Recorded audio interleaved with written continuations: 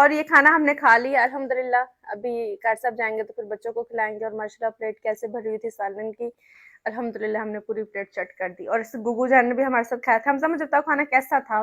Good. Good था।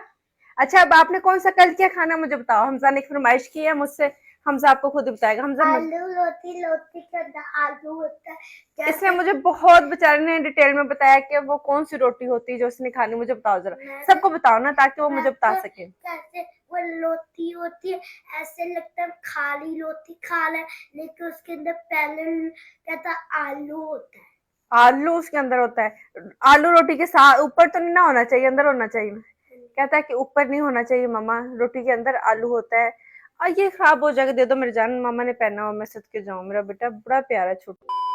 Finally बच्चों का टाइम हो चुका है खाना खाने का। सुबह से बच्चे बेचारे भूखे, इन्होंने नाश्ता किया। हमजा आ जाओ। हमजा एक बाइट लेता और फिर दौड़ जाता मंकी की तरह। हमजा